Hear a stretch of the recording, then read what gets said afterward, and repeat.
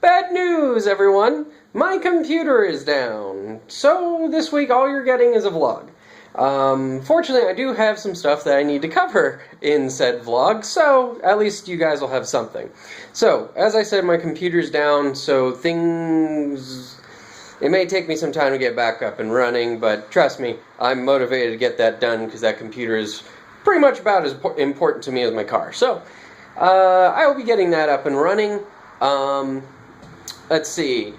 Coming up in November, some of you guys may remember from last year that I run the Penn Ohio Role Play-a-thon, which is a event where area gamers from the Youngstown Warren area in Ohio register teams to run role-playing games for 24 hours in order to raise money for a good cause. Last year we raised just under $900 for Charity Water. We also partner with the Play Generated Map and Document Archive, which is an organization dedicated to archiving play-generated material such as gamer notes, maps, player-made modules, character sheets. They digitize those and archive those for future generations to study. Pretty much all the creativity that gamers have been doing for years, they're trying to preserve that so it can be studied by, future generations.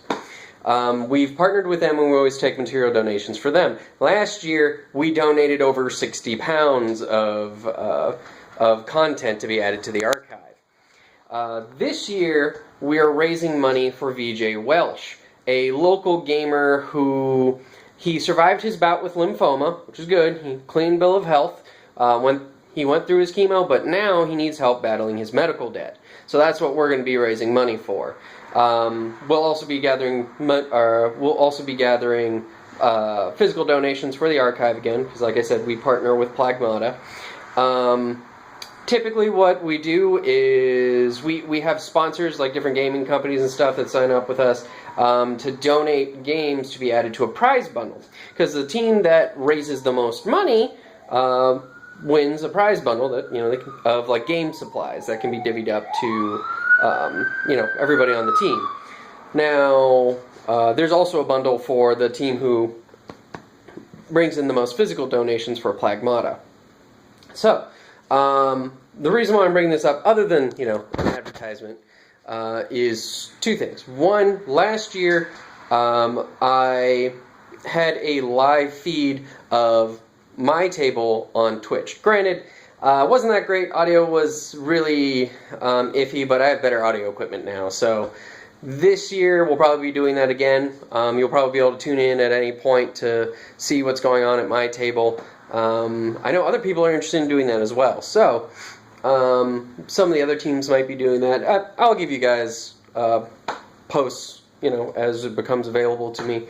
But the second thing was that I'm starting to gather our sponsors, and one of the cool things that we got this year is a little something. We have a sponsor from Tally's Treasury, or in that Tally's Treasury is sponsoring us this year. So on top of the gaming supplies in the bundle, we also have this nice plushy little Cthulhu, which is handmade, and it's just super adorable. And if you guys happen to know somebody, or you do Craftsy stuff like this, and you'd like to donate it, or you think that they might be interested in donating, please send me a message on YouTube, or leave a message down in the comments. Any help we get from organizations or even individuals.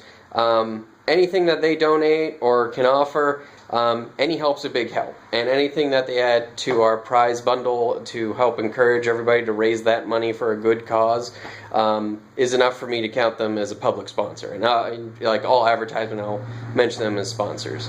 Currently, we have a few sponsors. We have All American Cars and Comics, which is the area's largest comic and gaming supplier. We have Dorkman Games, maker of PAX. We have Undercity Games, which I wrote a supplement for, and they also have dungeon tiles and such. Let's see here. We also have I may have to do a subsequent post because I can't seem to remember it right now. Remember them all right now. Tyler's Treasure. There were more people, but I can't remember right now. Last year we were sponsored by Paizo and Fantasy Flight Games. I'm trying to get in contact with them again. Having a little trouble doing that, but hopefully we can get them on board again because they donated like 5 core rule books last year, and it was nice. But anyway, so Roleplay-a-thon's coming up. You'll be hearing more about it as we get closer to. If you know someone who would be interested in donating, or you're interested in participating, either by, running an online game at the same time, or what, give me a contact. I'd be happy to tell you all about it. Pardon me. Alright, the next thing I need to talk to you guys about was the Lawful Evil contest. Now, I've pretty much picked my winners already. However, there's a bit of a snag. Somebody put a comment underneath the video before. I'll link it back to the video just so if you haven't watched it, you can. And if you have watched it and you posted a comment and then you deleted that comment, you might want to go put it back because I actually liked your suggestion. Otherwise, I'll give it another week. Actually, I'll tell you what. I will give it until Wednesday night. Anyone else who hasn't added anything yet, do at that point. On Wednesday night, I will officially pick the winner or winners, and I will contact you to find out what video you would like me to do. I will not announce, or you will find out who they suggested during the actual video itself. I'm not going to reveal that beforehand because that kind of ruins the surprise. But, yeah, so Wednesday night, if you want a chance to pick a topic for a fourth wall video that you want me to cover, go ahead and leave a comment below there telling me what female in fiction you believe is lawful evil based upon what you've seen in my alignment videos so far. Principled selfish. But other than that, that's pretty much everything. I will leave you guys with the thought of the day, because I don't want to leave you with just an update. So, with my last few minutes here, something I was pondering recently was the concept of meta role-playing. That is where either you're role-playing yourself in an RPG, not like in Paranoia where you don't bother really role-playing, the character's just an analog for you. I mean, like, you're legitimately role-playing yourself in a fantasy world or in vampires or blah. So, either you're role-playing yourself, you are playing a role-playing game, or you are playing a role-playing game where your character is playing a role-playing game, so you are double role-playing, or...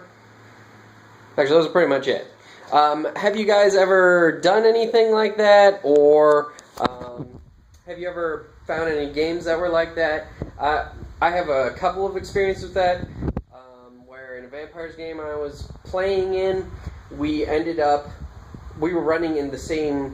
running in our area, and we ended up going to a Masonic lodge, and it just so happens the game master was a Mason of that lodge, and we needed a Mason to help us, so we ended up going and finding the game master and getting him turned into a vampire and becoming a regular NPC. So he had to do some meta role-playing.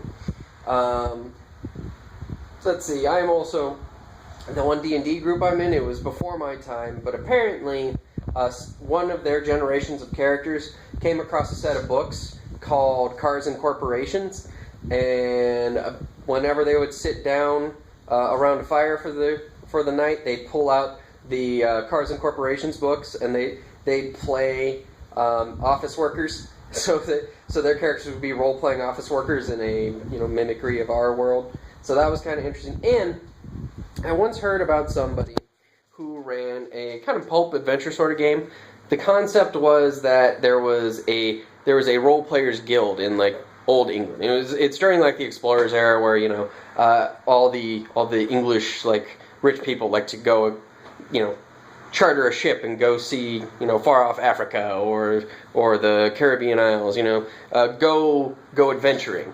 And for the people of England who don't have the money to do that, they go to the Role Players Guild, where they role play themselves. So we're looking at double meta role playing here. So you're role playing your English character, or your English rich Victorian character, who is then role playing themselves, going on adventures to Africa and such. Africa, or far off China, things like that, going on these like Indiana Jones-esque adventures. And you would get, and any treasures you find, you actually earn guild currency from the guild itself, and then your character can use that currency to either cash it in for actual money that they give out to you, to make this more legitimate, or to use it to get things, to actually get statues from the Orient or things like that. So that was kind of like a meta role-playing setting that I heard about once and thought was cool. What sort of experiences do you guys have with meta role-playing? Have you ever run it in your games? Have you ever come across it in your games? Leave a comment below telling me about it, and maybe we can come up with some neat ideas there. I know for my last video somebody had a great setting idea. Maybe we can come up with one for this. In the meantime, be patient, guys. I'll get back up and running as soon as possible. If not, I always have a phone to make posts. So, yeah, well, we'll go ahead and we'll leave it at that for this week. And, yeah, we'll see you next time.